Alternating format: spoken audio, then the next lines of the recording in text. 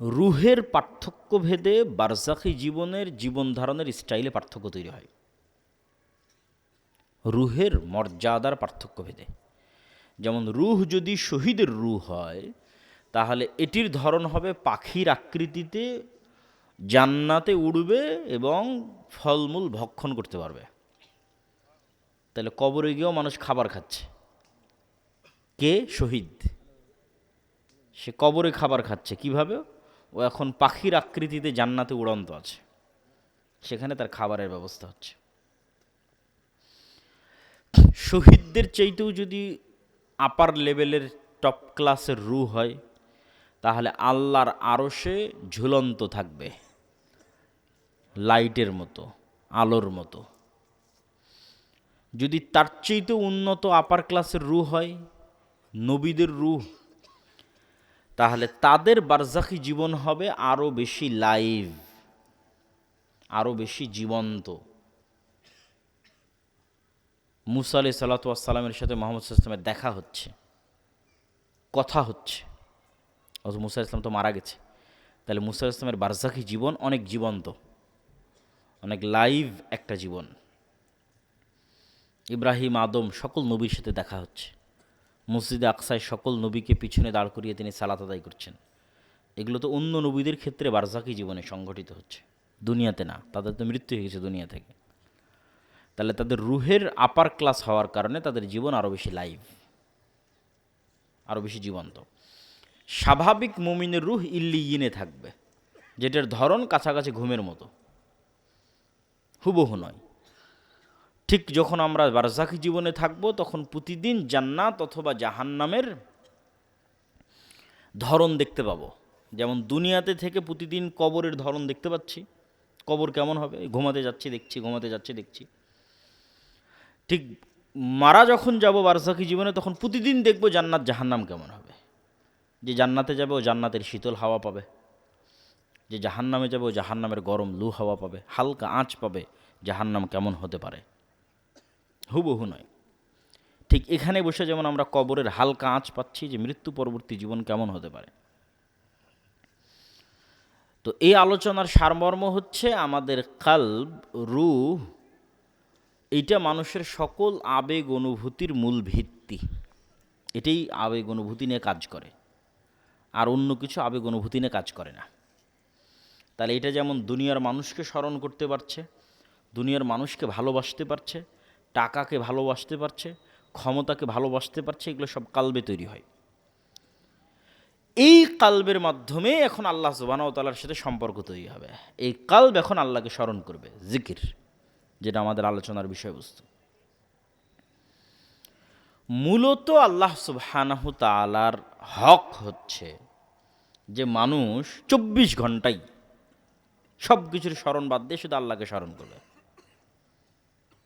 এটা হওয়া উচিত যে 24 ঘন্টায় আমাদের এই হৃদয়টা কার সাথে কানেক্টেড?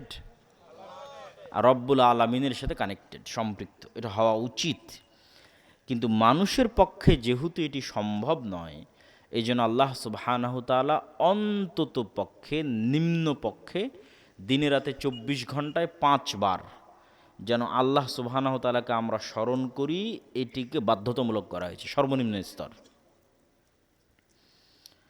এইটাও যদি কেউ ক্রস করে ফেলে, মানে এটাও যদি কেউ পূরণ করতে না পারে, তাহলে ওর সাথে আল্লাহর কোনো সম্পর্কই নেই।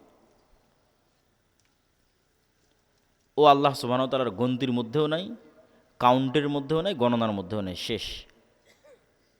হাজিরা খাতা থেকে আর নামই বাদ। যখন পরীক্ষার হলে গেলেও আর নাম খুঁজে পাবে না, কারণ যেহেতু ক্লাসের সময় উপস্থিত হয়নি, তো কি আর পরীক্ষা দিবে? অ্যাডমিট কার্ডও পাবে না, পরীক্ষার হলে নামও পাবে না, কিচ্ছু পাবে না, শেষ, এন্ট্রি নাই। এই জন্য সকল আমল এবং ইবাদত গ্রহণযোগ্য হওয়ার জন্য এবং পরীক্ষার উপযুক্ত বিবেচিত হওয়ার জন্য, যে আল্লাহ আমি পরীক্ষার উপযুক্ত, ক্লাসে উপস্থিত থাকতে হবে। দিন রাতে 24 ঘন্টায় অন্তত নিম্নপক্ষে 5 বার আল্লাহকে স্মরণ করতে হবে। এই জন্য কোরআনে বলা আছে, ওয়া আকিমিস সালাতা লিযিকরি, তোমরা সালাত কায়েম করো আমাকে স্মরণ করার জন্য। তাহলে সালাত কায়েম করার একটা কারণ আল্লাহ সুবহানাহু ওয়া তাআলাকে স্মরণ করা, অথবা সালাত জিকিরের একটা মাধ্যম।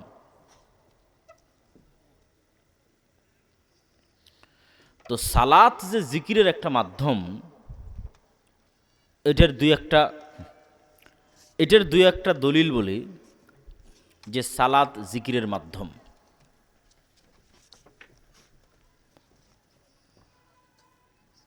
পৃথিবীতে সালাত আদায় করার জন্য যত শর্ত শারায়েত আছে, তার একটাও যদি না পাওয়া যায় তবু সালাত মৌকুফ হবে না, সালাত কারো উপর থেকে মাফ হবে না। সালাত আদায়ের জন্য অনেক শর্ত শারায়েত, উজু করতে হবে, কেবলামুখী হতে হবে, মসজিদে যেতে হবে, জামা কাপড় পবিত্র হতে হবে, সূরা ফাতিহা জানতে হবে, রুকু সিজদা জানতে হবে, অসংখ্য শর্ত সালাতের জন্য। মনে করেন কোনো একটা ব্যক্তি আর একটাও পূরণ করতে পারছে না, একজন ব্যক্তি আর একটাও নয়, না উজু করেছে, না উজুর পানি আছে, না তায়াম্মুম করেছে, না তায়াম্মুমের মাটি আছে, না কেবলা চিনে, না পবিত্র জামা কাপড় আছে, জামা কাপড়ই নাই, উলঙ্গ, না দাঁড়িয়ে সালাত আদায় করতে পারে, না বসে পারে, প্যারালাইজ অবস্থায় মেডিকেলে আছে। তাহলে সালাত আদায়ের এমন কোনো শর্ত নাই যেটা সে পূরণ করতে পেরেছে, কিচ্ছু পূরণ করতে পারেনি, কিন্তু তারপরও এই ব্যক্তির উপর থেকে সালাত মৌকুফ হবে না, যে না ঠিক আছে ওকে আর সালাত আদায় করা লাগবে না, এটা হবে না। কেন হবে না? ওই যে এখন ওর কালব, সালাতের মূল উদ্দেশ্য তো আল্লাহকে স্মরণ করা, স্মরণ করতে তো আর কিচ্ছু লাগে না, এই জন্য মাফ হবে না। স্মরণ করতে কিছু লাগে নাকি? স্মরণ করতে কিছু লাগে না। এই জন্য যতক্ষণ আর ব্রেন ঠিক আছে, যতক্ষণ আর হুঁশ আছে, যতক্ষণ ঘুমায়নি, পাগল হয়নি, ততক্ষণ সালাত মৌকুফ হওয়ার কোনো রাস্তা আছে? কেন? সালাতের উদ্দেশ্য কাকে স্মরণ করা? আল্লাহকে স্মরণ করা। তাহলে যে পরিস্থিতিতেই থাক, ও যদি প্যারালাইজ অবস্থাতেও থাকে, আর ব্রেন যদি ঠিক থাকে, ও আল্লাহকে স্মরণ করতে পারবে না? পারবে না? পারবে। তাহলে মৌকুফ হওয়ার কোনো রাস্তা নেই। তুমি দাঁড়াতে পারলেই কি, না পারলেই কি, বসতে পারলেই কি, না পারলেই কি। কোনো একটা মানুষ মেডিকেলের বেডে আছে, পেশাব পায়খানা কন্ট্রোল করতে পারে না, তার মানে কি ওর সালাত মৌকুফ হয়ে যাবে? কেননা ওর কালব এখন আল্লাহকে স্মরণ করতে পারবে না? পারবে না? পারবে। ওর উজু লাগবে না, তায়াম্মুম লাগবে না, কিচ্ছু লাগবে না, কিন্তু সালাত মৌকুফ হবে না। তাহলে সালাত মৌকুফ হওয়ার পৃথিবীতে কোনো পরিস্থিতি নাই। পাগল হয়ে যেতে হবে, মরে যেতে হবে, ঘুমন্ত থাকতে হবে, এর বাইরে কোনো রাস্তা নাই। কি জন্য? তুমি সারাদিন এই কালবকে কাজে লাগিয়ে সবই স্মরণ করতে পারছো, আর আল্লাহকে স্মরণ করতে পারবা না। সবই মানুষ স্মরণ করতেছে, সবই মনে করে করতেছে, ওষুধ খাওয়ার সময় ঠিকই ওষুধের কথা মনে করতেছে, সব মনে থাকে, কিন্তু আল্লাহ সুবহানাহু ওয়া তাআলাকে স্মরণ করতে পারবে না, এটা তো হবে না। এটা ন্যূনতম হক আল্লাহর, যে অন্তত 5 বার স্মরণ করতে হবে। আমরা বলছিলাম জিকির, জিকির কেন পাওয়ারফুল, জিকির কেন শক্তিশালী। জিকির পাওয়ারফুল এবং শক্তিশালী হওয়ার জন্য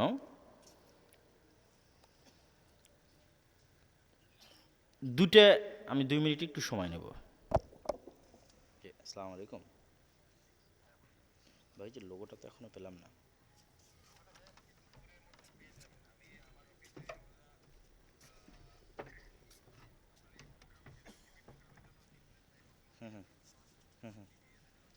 জি জি, কালকে তো 3-4টা পর্ব মিস হয়ে যাবে। কালকে কালকে সকাল 10টা থেকে শুরু হবে। রাতের মধ্যে দিতে পারলে কালকে আমরা দিতে পারবো, কালকে যে 3-4টা পর্ব হবে। দিয়ে দেন, হ্যাঁ দিয়ে দেন, একটা দিলেই হলো, তাও অন্তত কাজটা হলো। দিয়ে দেন আমাকে। আমি দুঃখিত যে আসলে খুব এমার্জেন্সি না হলে আমি কথা বলতাম না।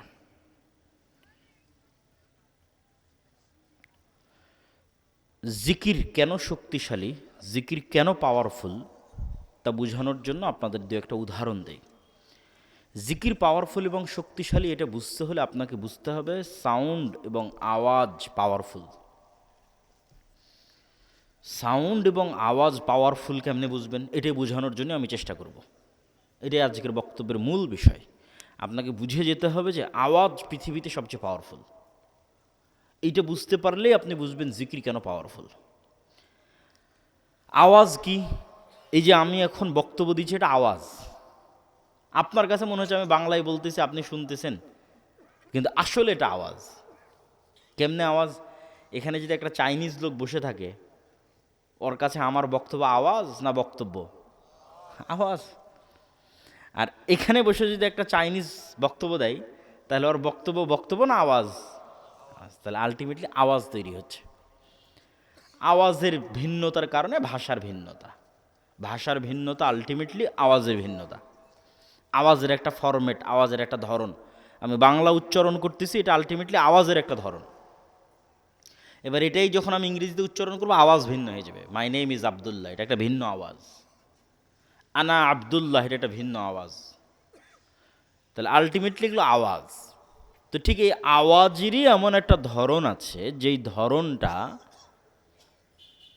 আমি যদি বলি এখন পিঁপড়ার আওয়াজ যদি আমি জানতাম, তাহলে আমি এখন ওই স্টাইলের আওয়াজটা উচ্চারণ করলে পিঁপড়াকে বলতে পারতাম, পিঁপড়া তুমি ডানে যাও। জাস্ট ওই আওয়াজটা উচ্চারণ হতে হবে, তাহলে পিঁপড়া কিন্তু ডানেই যাবে। কিন্তু ওই আওয়াজটা আমি জানি না, যে কোন ফরম্যাটের আওয়াজ পিঁপড়া বুঝবে আমি জানি না। কোন ফরম্যাটের আওয়াজ একটা মাছি, একটা মশা, একটা বাঘ, একটা ভাল্লুক, একটা গরু, ছাগল, পাখি বুঝবে, এটা আমি জানি না। কিন্তু প্রত্যেকেই ভিন্ন ভিন্ন ফরম্যাটের আওয়াজ বুঝে। এটার জ্ঞান আল্লাহ সুবহানাহু ওয়া তাআলা কাকে দিয়েছিলেন? একটু জোরে বলেন, আল্লাহ সুবহানাহু ওয়া তাআলা কাকে দিয়েছিলেন? সুলাইমান আলাইহিস সালাতু ওয়াস সালামকে দিয়েছিলেন।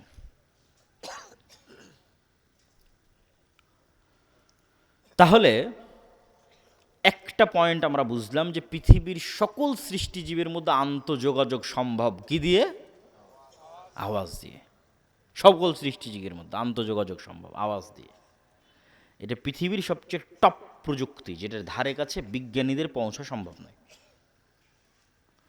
বিজ্ঞানীদের পৃথিবী টিকে আছে আলোর উপর ভিত্তি করে, যে টেকনোলজি তার উপর।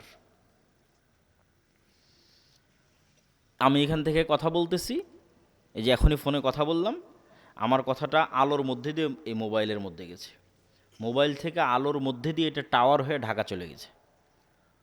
এখন কথা বলতেছি, লন্ডনে বসে মানুষ শুনতেছে, এখন বাজতেছে আমার কথা এখান থেকে। এখন কেমনে লন্ডন যাচ্ছে? আওয়াজ, আলো যাচ্ছে, যে আলোর সাথে যাচ্ছে।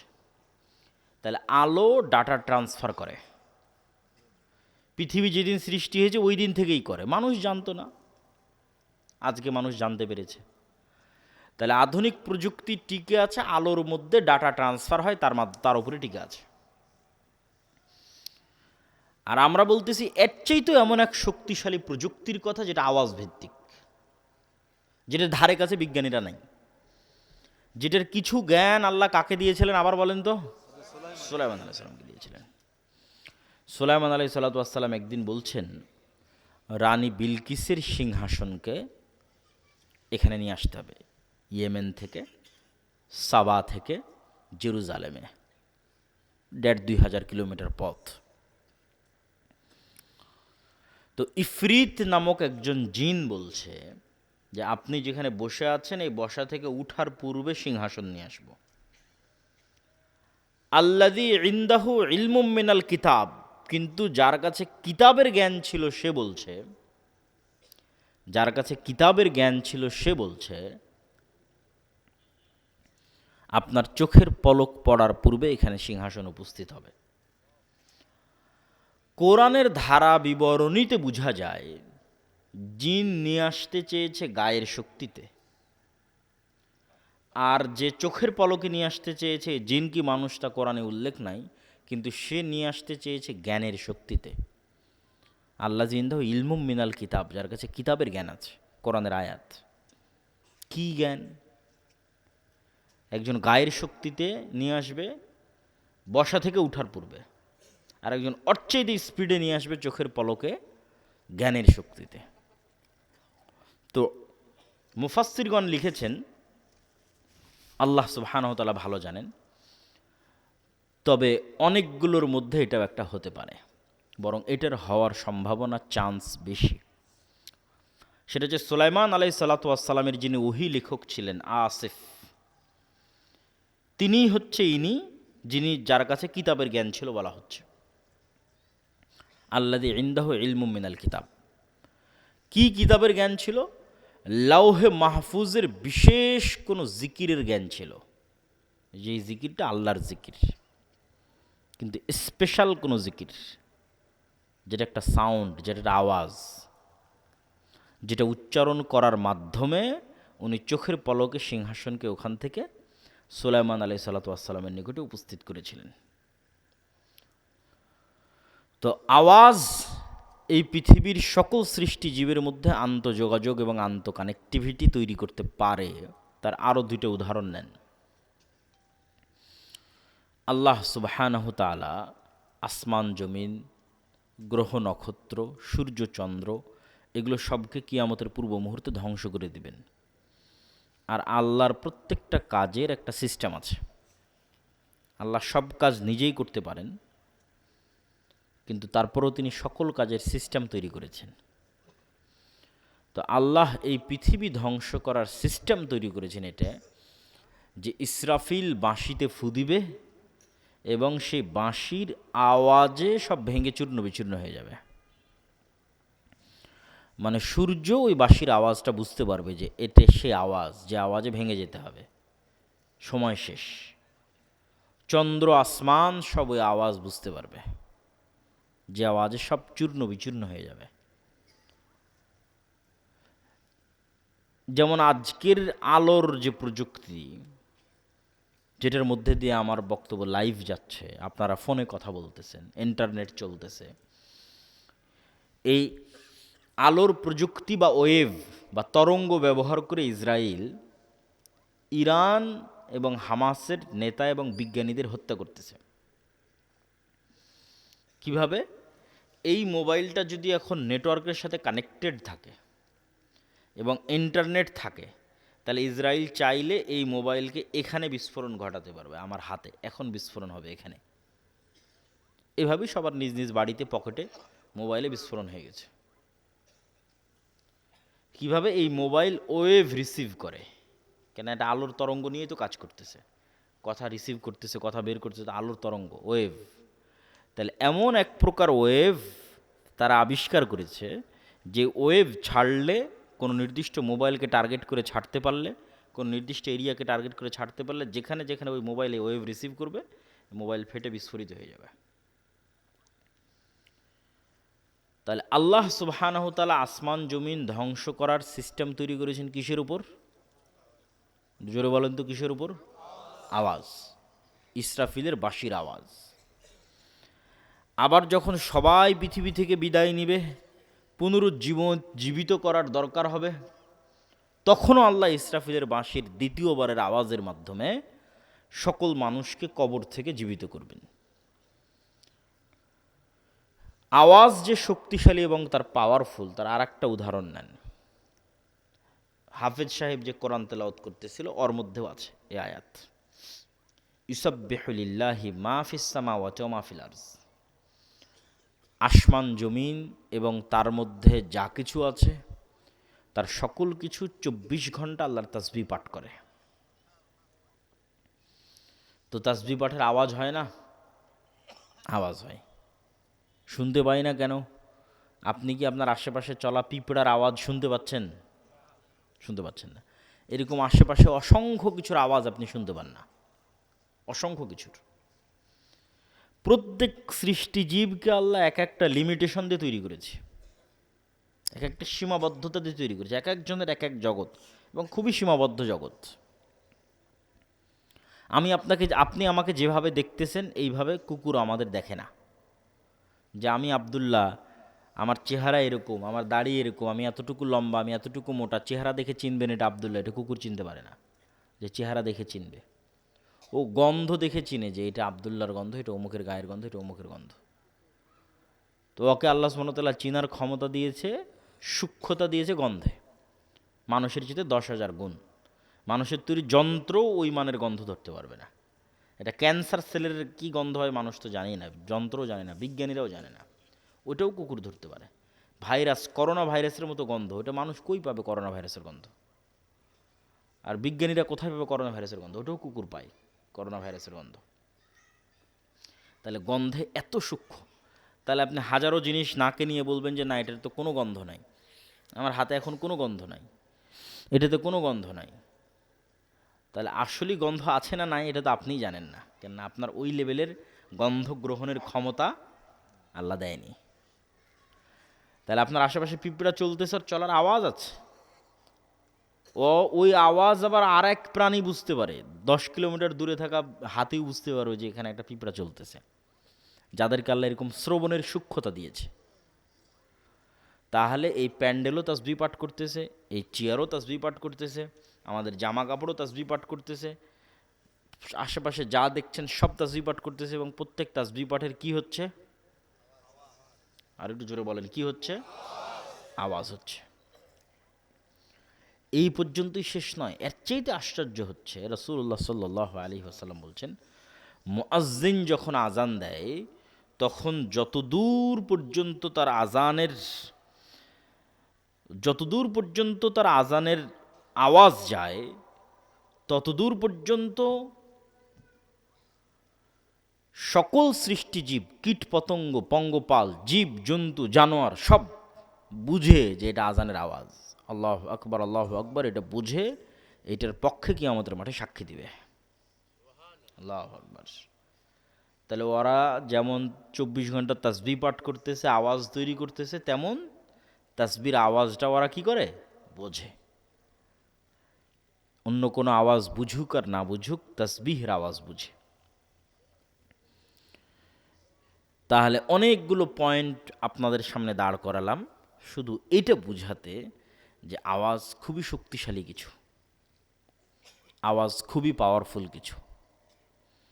এবার বুঝেন যে কারি সাহেব যে কোরআন তেলাওয়াত করতেছিল, তো কোরআন কার আওয়াজ?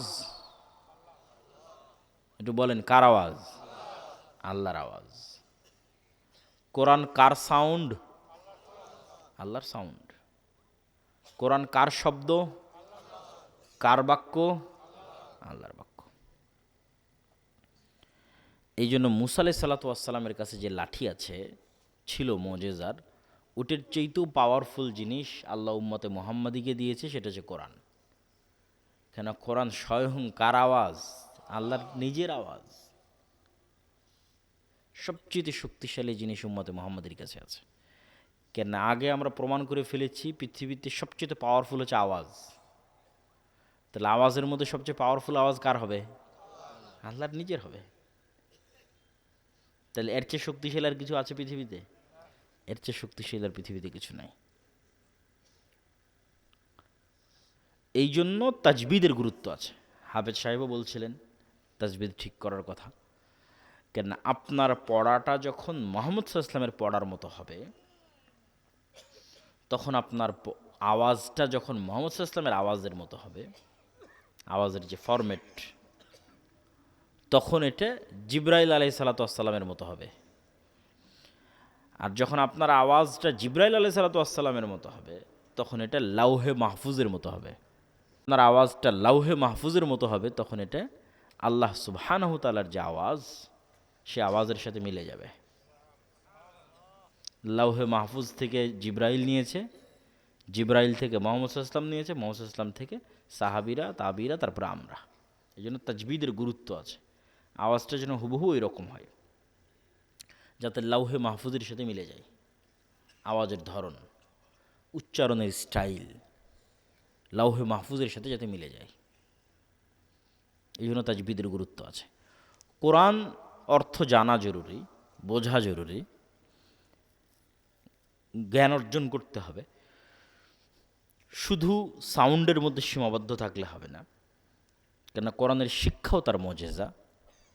কিন্তু কেউ যদি কোরআন নাও বুঝে, কোরআন নাও জানে, তবুও শুধু কোরআনের আওয়াজ দিয়ে, কোরআনের উচ্চারণ দিয়ে সে কোরআনের সকল বরকতই লাভ করতে পারবে। কোরআনের সকল বরকত, সকল রহমত তার জীবনে তার ব্যবসা বাণিজ্যে, তার বাড়িতে, সকল ক্ষেত্রে শুধু এই আওয়াজ দিয়েও উপকার লাভ করা সম্ভব। তাহলে আমরা বলছিলাম জিকির, সর্বশ্রেষ্ঠ জিকির তাহলে কোরআন। সর্বশ্রেষ্ঠ জিকির তাহলে কি? কোরআন। আশা করি বুঝে গেছেন যে সর্বশ্রেষ্ঠ জিকির কোরআন। এবার আসি জিকির দোয়ার চেয়েও শ্রেষ্ঠ। দোয়া করাও ইবাদত, কিন্তু দোয়া করার চেয়েও শ্রেষ্ঠ ইবাদত হচ্ছে জিকির। কারণ হচ্ছে যে এই প্যান্ডেলের, এই আসমান জমিনের, এই গাছপালার, এই জীবজন্তুর আল্লাহর কাছে কোনো চাওয়া আছে? আল্লাহর কাছে কোনো চাওয়া নাই। ফেরেশতাদের আল্লাহর কাছে কোনো চাওয়া আছে? নাই। ফেরেশতারা যদি দোয়া করে তাও এটা মুমিন মুসলমানদের জন্য দোয়া করে, ওদের নিজেদের জন্য কোনো চাওয়া নেই। না টাকা পয়সার দরকার, না খাবার দাবারের দরকার, না কোনো অসুখ বিসুখ, চাওয়া নাই। তাহলে ফেরেশতাদের ইবাদত এবং আশেপাশের সকল সৃষ্টিজীবের ইবাদত আসলে জিকির, তাসবিহ। আর আমরা মানুষেরা জিকিরও করি, দোয়াও করি। দোয়ার চেয়ে জিকির কেন শ্রেষ্ঠ? দোয়ার মধ্যে মানুষের নিজের স্বার্থ বেশি আছে। আল্লাহ আমাকে এটা দাও, আল্লাহ আমার এটা দরকার, আল্লাহ আমার ওইটা দরকার। আর যখন আপনি জিকির করছেন তখন এটা নিঃস্বার্থ আল্লাহর জন্য। আল্লাহু আকবার এই কথার মধ্যে কোনো চাওয়া আছে? নাই। সুবহান আল্লাহ এই কথার মধ্যে কোনো চাওয়া আছে? নাই। সুবহান আল্লাহ বিহামদিহি সুবহান আল্লাহিল আযীম এর মধ্যে কিছু চাওয়া আছে? লা ইলাহা ইল্লাল্লাহ এর মধ্যে কিছু চাওয়া আছে? লা ইলাহা ইল্লাল্লাহু ওয়াহদাহু লা শারীকা লাহু লাহুল মুলকু ওয়া লাহুল হামদু ওয়া হুয়া আলা কুল্লি শাইইন কাদির এর মধ্যে কোনো চাওয়া আছে? লা হাওলা ওয়ালা কুওয়াতা ইল্লা বিল্লাহ এর মধ্যে কোনো চাওয়া আছে? নাই। এগুলো নিঃস্বার্থ আল্লাহর বড়ত্ব, আল্লাহর মহত্ব, আল্লাহর পবিত্রতা, আল্লাহর গুণাবলী। আর এটাই ফেরেশতাদের ইবাদত, এটাই আশেপাশের সব জীবজন্তু, গাছপালা, কীট পতঙ্গ, জমিন, প্যান্ডেল, কাপড় চোপড়, বাড়ি ঘর সবার ইবাদত, সূর্য নক্ষত্র সবার ইবাদত। তাসবিহ, আল্লাহর পবিত্রতা, আল্লাহর বড়ত্ব, আল্লাহর মহত্ব।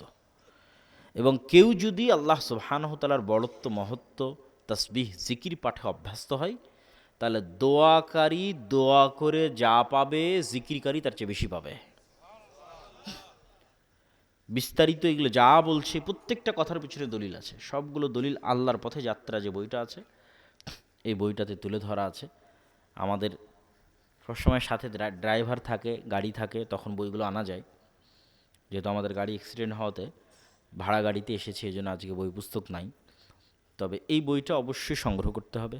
মাসিক আল ইতিসাম সংগ্রহ করতে হবে। আল্লাহর পথে যাত্রা এই বইটা সব মসজিদ, মাদ্রাসা, স্কুল, কলেজ, ইউনিভার্সিটি, মক্তব সব জায়গায় সাপ্তাহিক একদিন হলেও পাঠচক্রের মাধ্যমে 1 পৃষ্ঠা 2 পৃষ্ঠা করে হলেও পড়তে হবে। আল্লাহর পথে যাত্রা আজকের যা আলোচনা করছি সব ওখানে আছে, আরও বিস্তারিত, আরও ইন ডিটেলস, আরও দলিল সহ। আমি শুধু সারমর্ম বলতেছি, তাও পুরো বইয়ের একটা অধ্যায়ের আলোচনার সারমর্ম বলতেছি, সব অধ্যায়ের নয়। জিকির। আল্লাহ সুবহানাহু তাআলা মূসা আলাইহিস সালাতু ওয়াস সালামকে মোজেজার লাঠি দিলেন, হাত দিলেন, যেই হাত বগলের মধ্যে থেকে বের হলে জলজল করবে। জিহ্বায় তোতলামি ছিল, সেই তোতলামি ভালো করে দিলেন। ভাইকে সাথে দরকার ছিল, ভাইকে সাথে দিয়ে দিলেন। সব কিছু দেওয়ার পর আল্লাহ সুবহানাহু তাআলা বলতেছেন, ওয়ালা তানিয়া ফি জিক্রি, তুমি আমাকে স্মরণ করতে ভুলিও না। তো আল্লাহ সুবহানাহু তাআলা যে স্মরণ করতে ভুলতে নিষেধ করলেন, এর কারণটা কি? এর কারণ হচ্ছে, কল্পনা করেন যে মুহাম্মদ সাল্লাল্লাহু আলাইহি ওয়াসাল্লাম 1 সপ্তাহ যাবৎ সালাত আদায় করেনি, আল্লাহ সুবহানাহু তাআলাকে স্মরণ করেনি। সালাত তো আল্লাহকে স্মরণ করার একটা মাধ্যম, আমরা আগেই বলেছি। সালাতও আদায় করেনি, জিকিরও করেনি। 1 সপ্তাহ 10 দিন পার হয়ে গেছে। এখন আজকে মুসা আলাইহিস সালাতু ওয়াস সালাম লাঠি ছাড়ছে, লাঠি আর সাপ হয় না। বগল থেকে হাত বের করছে, হাত আর জ্বলজ্বল করে না। কেন? সব ডিঅ্যাক্টিভেট হয়ে গেছে, ফাংশন যা ছিল সব ডিঅ্যাক্টিভেট। কেন ডিঅ্যাক্টিভেট? এই কালব মূল জায়গা থেকে ডিসকানেক্টেড হয়ে গেছে। যেটার সাথে কানেক্টেড থাকার মাধ্যমে এগুলো অ্যাক্টিভেট থাকবে, ওই কানেকশানই নাই, নেটওয়ার্কই বিচ্ছিন্ন। তাহলে কিভাবে আর বাকিগুলো কাজ করবে? বাকিগুলো তো কাজ করবে না। বাকি ফাংশনগুলো তখনই অ্যাক্টিভেট থাকবে যখন মুসা আলাইহিস সালামের নিজের কালব আল্লাহ সুবহানাহু ওয়া তাআলার সাথে সালাত এবং জিকিরের মাধ্যমে কানেক্টেড থাকবে। আল্লাহু আকবার। এটা আল্লাহ কোরআনে বলেছে, ওয়ালা তানিয়া ফি জিকরি, যে সব ঠিক থাকবে যদি তুমি আমার সাথে সম্পৃক্ত থাকো। আমার সাথে সম্পর্ক নাই তো আর কোনো কিছুর কোনো বেল নাই, কোনো দাম নাই। মুসা আলাইহিস সালাতু ওয়াস সালাম এর মতো নবীর ক্ষেত্রে জিকির, আল্লাহ সুবহানাহু ওয়া তাআলার সাথে কানেক্টেড থাকার এত গুরুত্ব। জিকির এবং সালাত এই দুই আলোচনার প্রথম অংশ জিকির। জিকিরের ক্ষেত্রে সর্বশ্রেষ্ঠ সময় হচ্ছে সকাল সন্ধ্যার জিকির। সন্ধ্যার জিকির মানে কি? মাগরিবের আগে না মাগরিবের পরে? কে বলতো? সূর্য ডোবার পূর্বে। এবং সকালের জিকির মানে সূর্য ওঠার পূর্বে।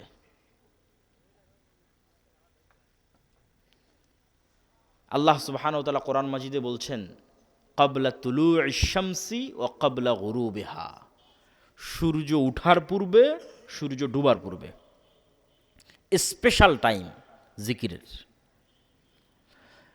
এবং ভিন্ন ভিন্ন শব্দে আল্লাহ কোরআনে বলেছে, বিল আশি ওয়াল ইবকার, বিল গুদুবি ওয়াল আসাল, বুকরাতাও ওয়া আসিলা, এগুলো সব কোরআনের শব্দ। আর প্রত্যেকটাতেই বলা হচ্ছে তোমরা সকালে সন্ধ্যায় জিকির করো, সকালে সন্ধ্যায় জিকির করো, সকালে সন্ধ্যায় তাসবিহ পাঠ করো, সকালে সন্ধ্যায় তাসবিহ পাঠ করো। জাকারিয়া আলাইহিস সালাতু ওয়াস সালাম কুল্লামা দাখালা আলাইহা জাকারিয়াল মিহরাব ওয়াজাদা ইনদাহা রিজকা ক্বালা ইয়া মারইয়ামু আন্না লাকি হাযা ক্বালাত হিয়া মিন ইনদিল্লাহ ইন্নাল্লাহা ইয়ারযুকু মান ইয়াশা বিগাইরি হিসাব। যখনই জাকারিয়া আলাইহিস সালাতু ওয়াস সালাম মারিয়ামের নিকটে যান, দেখেন যে অসময়ের ফলমূল, অসময়ের রিজিক। বলেন, মারিয়াম এগুলো সব কোথায় থেকে এসেছে? বললেন, আল্লাহর পক্ষ থেকে এসেছে। আল্লাহ যাকে ইচ্ছা তাকে বেহিসাব রিজিক দান করতে পারেন।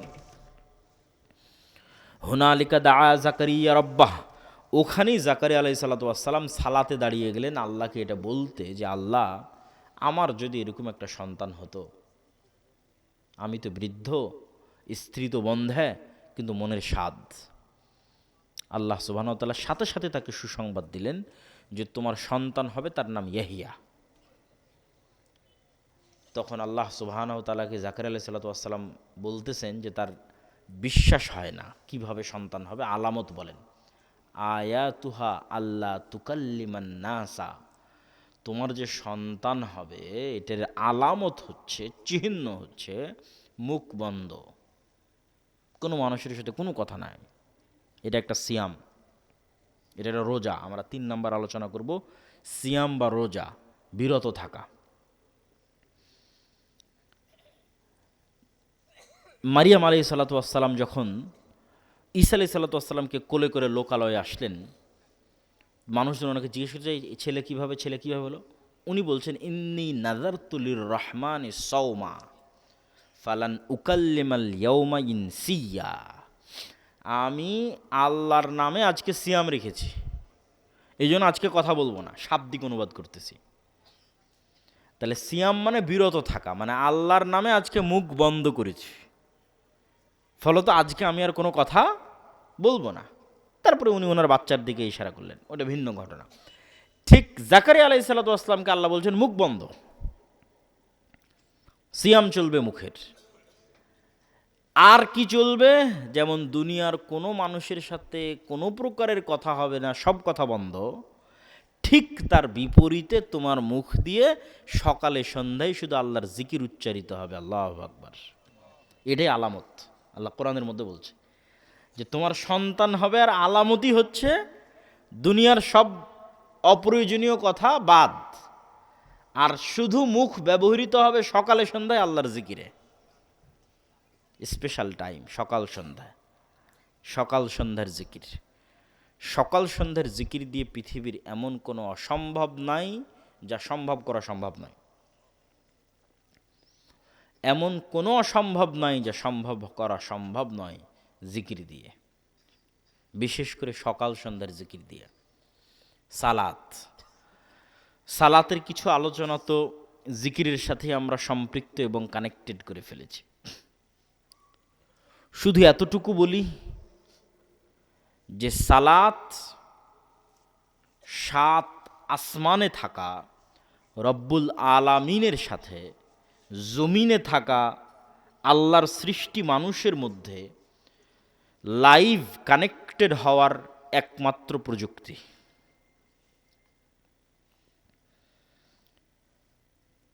যে আপনি আছেন জমিনে আর আল্লাহ সুবহানাহু তাআলা আছেন আরশে।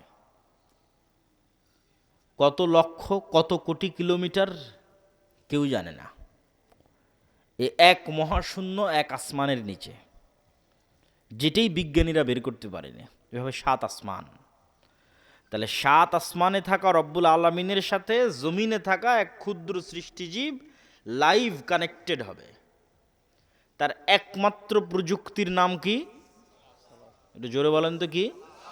সালাত। একমাত্র প্রযুক্তি। ওই নির্ধারিত টাইমে, নির্ধারিত সময়ে, নির্ধারিত ফরম্যাটে, নির্ধারিত অবস্থায় যদি কেউ দাঁড়িয়ে যায়, আর ওর চক্ষু যদি সিজদার দৃষ্টিতে থাকে, অন্তরে যদি দুনিয়ার কোনো কথা না থাকে, আল্লাহর সাথে কানেক্টেড থাকে, তাহলে আল্লাহ সুবহানাহু তাআলাও নূরের পর্দা সরিয়ে বান্দার সাথে লাইভ মুখোমুখি হয়ে যান। এখন বান্দা যা বলবে আল্লাহ সুবহানাহু তাআলা তা শুনবেন।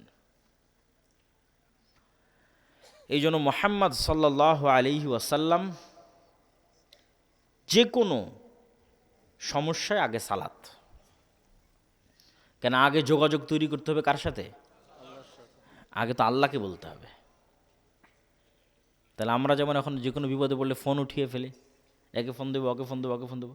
কেন? ফোনের মাধ্যমে তো আপনি লাইভ কানেক্টেড হয়ে যাচ্ছেন। হোয়াটসঅ্যাপ কল দিয়ে লাইভ চলে যাচ্ছেন, ফেসবুকে দিয়ে লাইভ চলে যাচ্ছেন, সরাসরি মানুষের সাথে কানেক্টেড হয়ে যাচ্ছেন।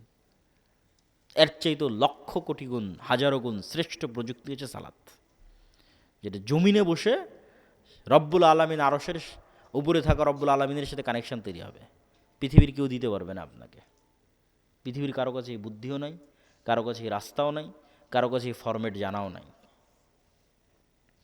এটা একমাত্র আল্লাহর ওহির মাধ্যমে, নবীদের মাধ্যমে, এগুলো গায়েবে থাকা ফরম্যাট, এগুলো লাউহে মাহফুজে থাকা ফরম্যাট, যেটা নবীদের মাধ্যমে, জিবরাইলের মাধ্যমে পৃথিবীতে এসেছে। ওই জন্য রাসূল সাল্লাল্লাহু আলাইহি সাল্লাম সূর্যগ্রহণে সালাত, চন্দ্রগ্রহণে সালাত, বৃষ্টি প্রার্থনায় সালাত, জানাজায় সালাত, এছাড়া যে কোনো বিপদ আপদে তিনি সাথে সাথে সালাতে দাঁড়িয়ে যেতেন। যে কোনো, আপনিও এইটার ফল পাবেন। পৃথিবীর যে কোনো সমস্যা আজ থেকে আপনি চিন্তা করে নিতে পারেন যে আপনি পৃথিবীর যে কোনো প্রবলেম, যে কোনো সমস্যার মুখোমুখি হয়ে সবার আগে অভ্যাস করে নেবেন, সবার আগে সাথে সাথে গায়েবে নির্ধারিত ফরম্যাট, লাউহে মাহফুজে নির্ধারিত ফরম্যাট, অজু। এই জন্য অজুর কোনো কারণ না বুঝলেও ওটাই করতে হবে, কেন ওটা ওভাবে গায়েবে নির্ধারিত আছে। লাউহে মাহফুজের সাথে মিলতে হবে আপনার অজুকে। অজু করে আপনি সালাতে দাঁড়িয়ে যাবেন। সালাতে দাঁড়িয়ে গিয়ে আল্লাহ সুবহানাহু ওয়া তাআলাকে যা বলার বলবেন। তারপরে আপনি অপেক্ষা করবেন ফলাফলের, যে আপনি যে সমস্যায় পড়েছেন, যে বিপদে পড়েছেন, সেটিতে আল্লাহ সুবহানাহু ওয়া তাআলা আপনাকে কতটুকু সহযোগিতা করতেছে। আশা করি ইনশাআল্লাহ অবশ্যই উপকার পাবেন। সালাত, সালাত পৃথিবীতে থাকা এক ব্যতিক্রমধর্মী ইবাদতের নাম, এক ব্যতিক্রমধর্মী উপায় এবং মাধ্যমের নাম, যার মাধ্যমে আসমান থেকে আল্লাহ সুবহানাহু ওয়া তাআলার সহযোগিতা নেমে আসে। বিশেষ করে রাতের সালাত। বিশেষ করে রাতের 1/3 1/2 অতিক্রম হয়ে গিয়ে যখন রাতের শেষ ভাগ, তখন রাতের শেষ ভাগের সালাত রাসূলুল্লাহ সাল্লাল্লাহু আলাইহি ওয়াসাল্লামকে আল্লাহ সুবহানাহু ওয়া তাআলা বলছেন, ফাতাহাজ্জাদ বিহি নাফিলাতাল লাক আসা আন ইয়াবআসাকা রাব্বুকা মাকামাম মাহমুদা। হে মুহাম্মদ সাল্লাল্লাহু আলাইহি ওয়াসাল্লাম, আল্লাহ আপনাকে মাকামাম মাহমুদ দিতে চাই, সর্বশ্রেষ্ঠ স্থান দিতে চাই কিয়ামতে। এই সর্বশ্রেষ্ঠ স্থান পাওয়ার সিক্রেট হচ্ছে আপনাকে রাতের সালাত আদায় করতে হবে। বদরের যুদ্ধের আগের রাতে মুহাম্মদ সাল্লাল্লাহু আলাইহি ওয়াসাল্লাম রাতের সালাতে দাঁড়িয়ে আছেন, লম্বা রাতের সালাত। আবু বকর রাদিয়াল্লাহু তাআলা আনহু ক্লান্ত হয়ে মুহাম্মদ সাল্লাল্লাহু আলাইহি সাল্লামকে বলছেন, কাফাকা মুনাশাদাতাকা রব্বাক। আরে আপনি তো নবী, এত রাতের সালাত লম্বা আদায় করা লাগে? কিন্তু আবু বকরের চেয়েও মুহাম্মদ সাল্লাল্লাহু আলাইহি ওয়াসাল্লাম ভালোভাবে জানেন যে আগামীকাল বদরের যুদ্ধে আল্লাহর সাহায্য ছাড়া উনি জিততে পারবে না। এটা উনি আবু বকরের চেয়ে ভালো জানেন। 2 নাম্বার, উনি আবু বকরের চেয়ে এটাও ভালো জানে যে আল্লাহর সাহায্য এমনি এমনি পৃথিবীতে আসবে না। আমি যদি সর্বশ্রেষ্ঠ নবী হই, সর্বশ্রেষ্ঠ নবী হওয়ার পরও আল্লাহর সাহায্য পৃথিবীতে টেনে আনার জন্য আমাকে রাতে সালাত আদায় করতে হবে।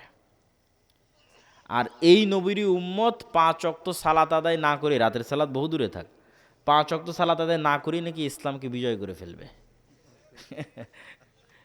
এবার বুঝেন তাহলে যে নবী, দিনের নবী যিনি, যে দিনের আমরা অনুসারী, যার আমরা উম্মত, তিনি সর্বশ্রেষ্ঠ মানুষ হওয়ার পরে আল্লাহর সাহায্য নেবেন, এই জন্য রাতের সালাতে দাঁড়িয়ে আছেন সারা রাত। সহি রেওয়ায়াত যে বদরের রাতে সবাই ঘুমিয়েছে, শুধু একজন ঘুমায়নি, মুহাম্মদ সাল্লাল্লাহু আলাইহি ওয়াসাল্লাম। ফজর পর্যন্ত উনি সালাতে দাঁড়িয়েই আছেন, দাঁড়িয়েই আছেন, দাঁড়িয়েই আছেন। আর দিনের বেলা হাত উঠিয়ে দোয়া করতে করতে করতে করতে করতে করতে ওনার চাদর, গায়ের চাদর পড়ে গেছে হাত উঁচু করতে করতে। তো উনি নবী হওয়ার পরে এবং সর্বশ্রেষ্ঠ মানুষ হওয়ার পরে আল্লাহর সাহায্য নিবেন, এই জন্য রাতের সালাতে দাঁড়িয়ে আছেন।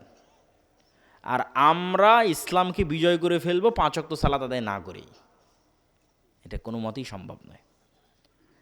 সালাত, 5 ওয়াক্ত সালাত ছাড়া আপনি আল্লাহ সুবহানাহু ওয়া তাআলার গণনার মধ্যেই আসবেন না। এখানে বিজয়, আন্দোলন, বিপ্লব এগুলোর কোনো অর্থ নাই।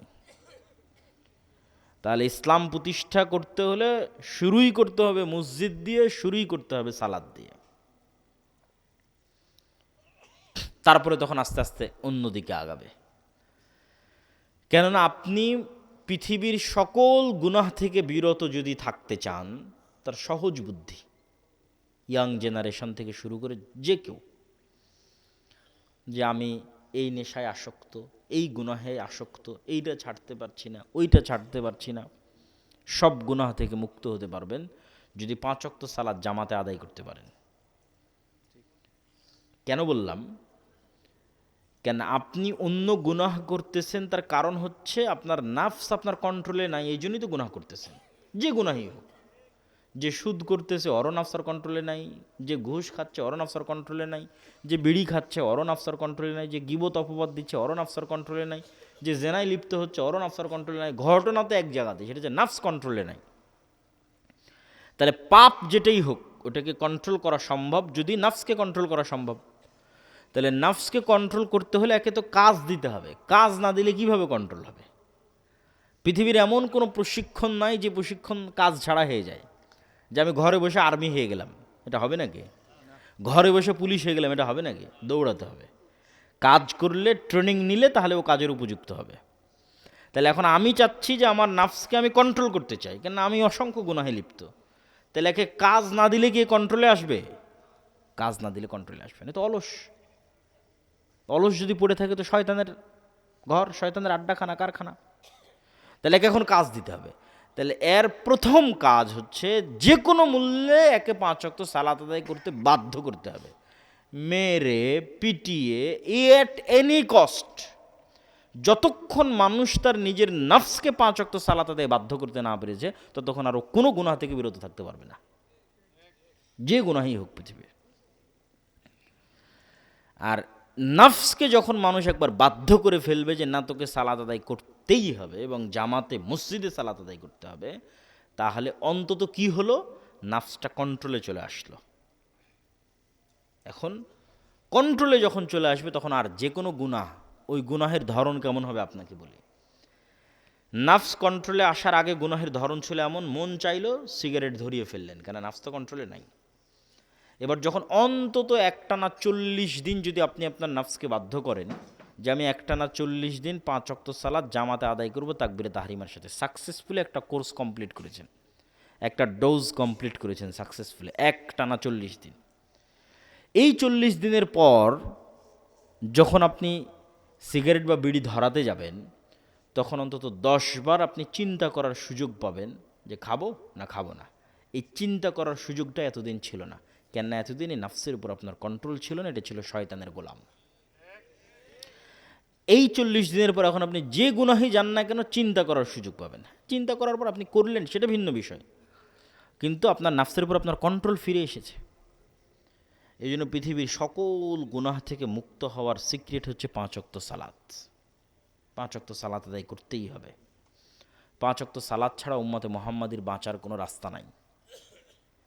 আর বড় মহৎ কিছু করতে চাইলে, বিশাল বিজয় অর্জন করতে চাইলে, যেমন মুহাম্মদ সাল্লাল্লাহু আলাইহি ওয়াসাল্লামকে আল্লাহ শর্ত দিয়েছে মাকাম মাহমুদ, লাগবে রাতের সালাত, এরকম উম্মতে মুহাম্মাদি বিশাল কোনো বিজয় অর্জন করতে চায়, রাতের সালাত লাগবে।